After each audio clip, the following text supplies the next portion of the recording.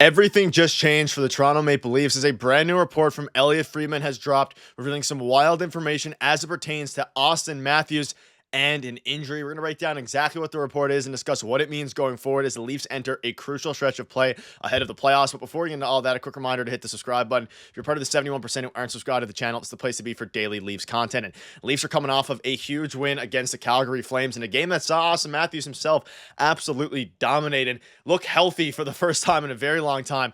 But what came out from Elliot Friedman is a little bit interesting. Has fans a little bit eerie on the side of concern if they aren't already. And let's dive into this, Darius. It's a lot of interesting stuff to go over today. So Elliot Friedman on his 32 Thoughts podcast, I believe it was last night, said Auston Matthews' status has been a major focus in Toronto. He's missed time this season, has even traveled to Germany for evaluation, as we all know. He also sat out one game during the Four Nations tournament, that one that didn't matter for Team USA. And I think a lot of fans, myself included a little bit, almost glazed over that, the fact that he missed a game in the Four Nations tournament with an injury.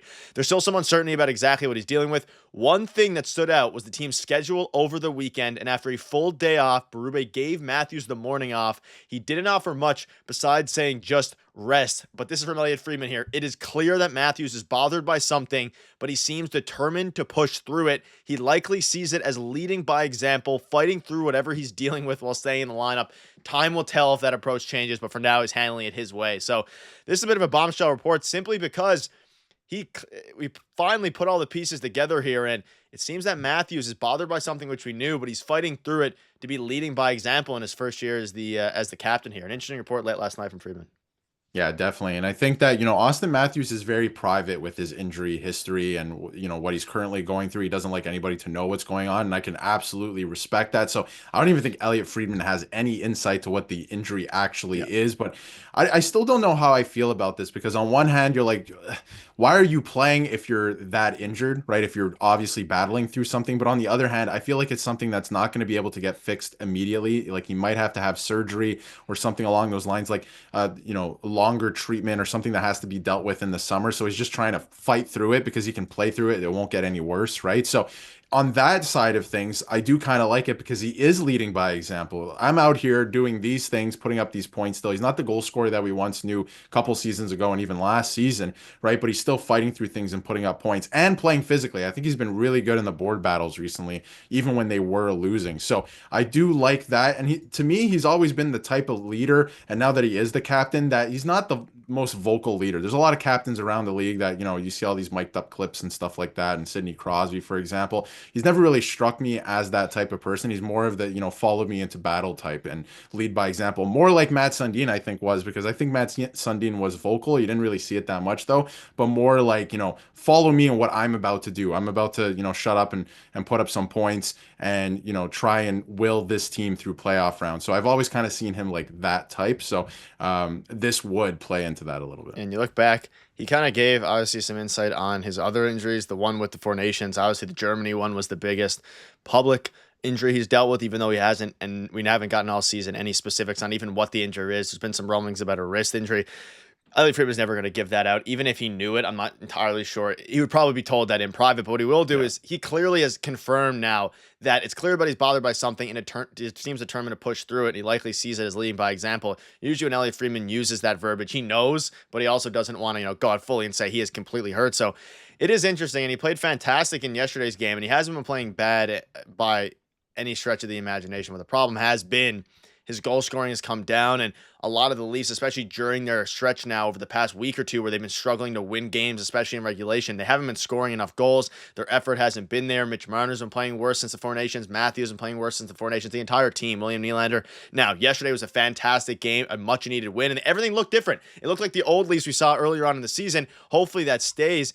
But you think back to yesterday's game, even 2 goals, 1 assist, he looked pretty good, like for the first time in a while. And that's the interesting thing. Clearly he's dealing with something, but the reports concerning the reason that everything changes now is because this is something that's not only going to be bothering him the rest of this season into the playoffs, but heading into the offseason as well, whether or not he's going to require surgery. There were some rumblings about, a lot of rumors going around about how if he finishes this season, no matter what, he's not going to miss time. If he was, he would have already done it before the trade deadline. LTIR, the classic Vegas Mark Stone strategy that a lot of teams use now, and that Florida's going to benefit from with Matthew Tkachuk. At the end of the day, benefit from if they continue to obviously win a regulation in the regular season. But regardless, they need him to play now. They've committed to him playing the regular season. That's the way they're going to go. if he's going to play and he's going to be 80%, he needs to have games like he did yesterday. And if so, the Leafs will be just fine.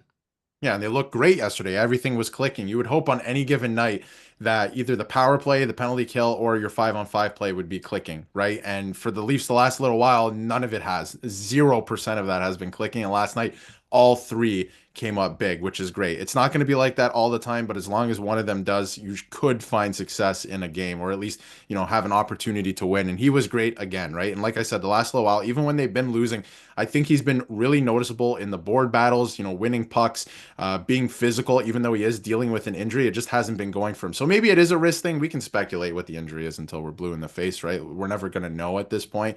And it's probably something that is going to bother him for the rest of the season until, something's either done about it in the offseason, or maybe it's something that, he's going to have to deal with in his career now. We don't know the specifics of it, right? But what I do know is he had a great game last night, and again, leading by example. And he simplified his game too, which I think a lot of the Leafs have to do. And that's the reason some of the guys were shipped off in trades this year. Guys like Liljegren, he couldn't keep it simple, so he was shipped off. So they were doing more of that last night, and they found success. So I did like that. And if he plays like this and he's able to, go back to even 70% of what he was last year, or even 60%, right? The Leafs should be okay. But obviously he's dealing with something that he's going to deal with all season now, and everyone else has to play to his level and step up to his level if they're going to find success. And regardless of this report from Freeman, everybody's going to be fine with it for now if they produce. And he's been hurt the whole year. No one really talks about it when they're winning a ton of games because it doesn't really matter as much. Like, it matters in the long term, but that can be a conversation for the offseason about what the injury is, if you need surgery, all those different things, like we saw last year with William Nylander. We didn't know it was migraines, all these different things that ended up happening, albeit now with the Matthews one, it's lingering. He had his third multi-goal game of the season, which is kind of low now that you think about it. He's 69 goals last year, could have almost had 70. Like, the conversation this time last year was, is Matthews going to hit 70? This year, it's, will this team finish first in the Atlantic? Because obviously last year, the Atlantic wasn't really within reach for the Leafs down the stretch, but now it is not only in the reach. It would honestly, if they don't win the Atlantic Division, it would be seen as a failure from the Leafs perspective because they were up 4 or 6 points. You can correct me down below what the exact amount was. And he was dominating his 5-on-5 minutes yesterday. People are saying it's safe to say he's back.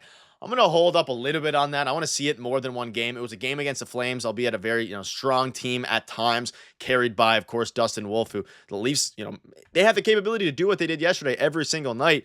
And Auston Matthews was the reason for that. You can see this here from Kristen. Auston Matthews issued a rebuttal to the haters. So a bit of a scary report nonetheless, but it is one that we're going to have to keep an eye out on for the rest of the season. I mean, we have been for a while, but it's interesting to date back now to all these injuries and think about especially that Four Nations game where, because obviously all of us were cheering for Team Canada the whole time.